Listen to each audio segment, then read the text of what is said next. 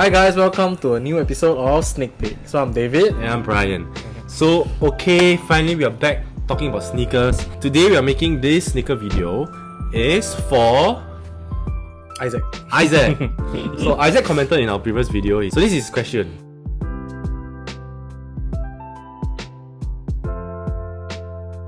So Isaac, today we're going to do a video to talk about the different types of Air Jordan 1, the history behind the three silhouettes, and of course the differences between the mid and the highs, which are very often confused. So without further ado, let's get to the show. A history about Air Jordan. In 1984, Michael Jordan got drafted for the Chicago Bulls.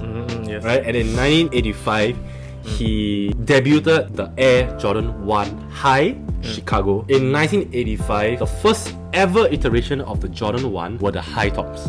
At first, he was rumored to sign with Adidas, but end up he signed with Nike lah, which is, obviously a very good choice lah. Yeah. The famous jump band sign that we have, the silhouette that you see in all the sneakers, he was wearing the Chicagos, the high top. Ever since then, there were many iterations that came out, and the Air Jordan 1 High became one of the most popular silhouettes. Now, the mid-cut was introduced in the year 2001, and it is known to sneakerheads, people that know the shoe, right, as a more inferior form of the Air Jordan 1. Some people feel that why get the mids when you can get the highs? Yeah. That's why I think that's what they feel lah. And so really in today's day and age, right, there is a very huge premium on the high tops for similar colorways. Correct, you can compare like the band mids compared to the band high, right? There's a very huge price difference because it's just an OG silhouette. But did you guys know, you sneakerheads out there, do you guys know that Michael Jordan actually preferred mid cuts to the high cuts when playing basketball? That one I didn't know, but then recently I think there's a photos, I think Complex or someone posted a photo of like Michael Jordan rocking like the Yes, mids the mids, yeah. But he actually prefers the mids.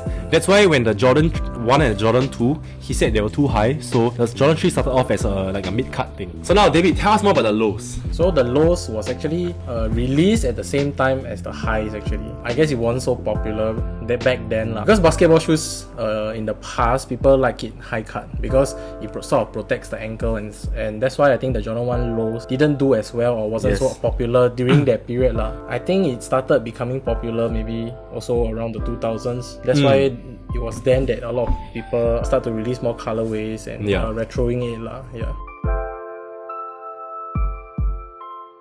Okay, so here we have a 2013 version of a Chicago High, and here we have a latest 2020 Chicago Mid. The comparisons are already uncanny. If you ask any ordinary person walking down the street, like if I ask you David now, like you're wearing these two, like what's the difference? If you ask people to compare, maybe like, is this a mid or a high? I don't think most people will actually be able to tell. The only difference between the mid and the high is that the high has a taller, has a higher, they call it ankle support. That's about it. You compare this panel and this panel. It just has more. It's just a little bit higher. Does this justify the difference in price in the market value? You think? To me, it's like I feel like a lot of people they watch all those like influencers or like those very prominent figures in sneaker, and then those people usually say, oh no, like I don't like the mids. I don't like the mids. Yes. That's why influencers like us, like the normal sneakerheads, to also it gets to you like. It really gets to you. Correct. On the other hand, the mid market is very popular amongst influencers that are not into sneakers. For example, the Douyin 小姐姐, right? They all wear the Wolf Grey mid. That one's very popular. Another thing, let's talk about. Let's bring on the boxes first. The box itself is very vastly different. Once you look at this, you know this is a high. Yes, correct. Comes in your premium Nike box with the everything is premium with the detachable lid, and you have the mids presented in a very plain looking black box. More dull. More dull. In a way, I believe that the highs also have more premium materials used in terms of the leather quality for most of them. And I think a very big issue is that the highs are the one getting, even the lows, they are getting all the hype collabs. Oh, actually true. Yeah. So added on to that fuel of hype, being all the pop collabs like the Travis Scotts, all being given to the highs and the lows. That leaves the mids in the middle. How ironic. Like honestly, at the top of my head, right, the only collab that I can know of mids, right, is the clock. That's all I know. Unless you tell me Travis Scott does a mid lah, but I don't think he will do a mid. I don't think You so. know, can you imagine like Trophy Room doing a mid? You know, not anytime soon. So I guess with this mentality and the mindset, it really builds onto sneakerheads, people that really like sneakers. Like, hey, I'm gonna stay away from mids. Now let's talk about the lows. So the lows come in the same box as high. Here we have a pair of bread toe lows. The lows are nice. I personally feel that it's unique. I'll wear lows because it is unique lor. I mean, a low cut shoe compared to a mid cut shoe and a high cut shoe is very different, vastly different. You know, it shows the ankles and therefore it gives a lot of new dimension for you to style the shoe as well as style your outfit as well. Although there is a vary in terms of the quality of the lows as well. So David, why do you like the Travis Scott lows so much? Like why do you, as a sneakerhead, why do you accept the lows? Because for people who's like me, not so tall, usually if you wear Jordan 1 highs, you will look a bit weird. If let's say you wear shorts, to me lah. So lows is actually like it's very similar to dunk, so it's easier to rock with. Let's say shorts and honestly any outfit lah. I think obviously the big collabs for the lows are the Travis Scotts. Yes. I think so far the biggest lows ever. They have another freaking sick colorway coming out. Oh yes, Which freaking Zade's kick scam me, by the way. Fuck you, Zade. So in all, the Jordan line, very confusing. Highly ironic that Michael Jordan actually likes the mids more than the highs, but because of the nature that he appeared in the freaking highs, the Chicago highs first, that image has stuck within culture, like through the culture over the years lah. So now Isaac has asked us what are our top 5 of each category, but I think that's too many to list. So we're each gonna list our top 5 Jordans from all 3 categories. So coming in at a strong position 5, I'm actually going to have to give it to the Paris lows. Why I think this is on my number 5 on my list, because it is a super nice color blocking and the materials they use are really premium. The toe box is super soft, that they have different suedes at the front and the back and the heel. This shoe is a really well made shoe, and I think it is something very neutral that even the guys or the girls can rock as well. True. So this is coming on my list as a very strong number 5. Okay lah, so for me, number 5 will be the Breads actually, because it's actually the first colorway. Okay lah, the first Jordan I actually have in my collection. It was my first Jordan 1 lah, so it's sentimental value wise, I will have to put it on the list. Coming at a strong number 4, it is something that we all know and love a lot. It's the Air Jordan 1 High Dark Mochas. I think we did a video, you can put it here, where we reviewed the Dark Mochas.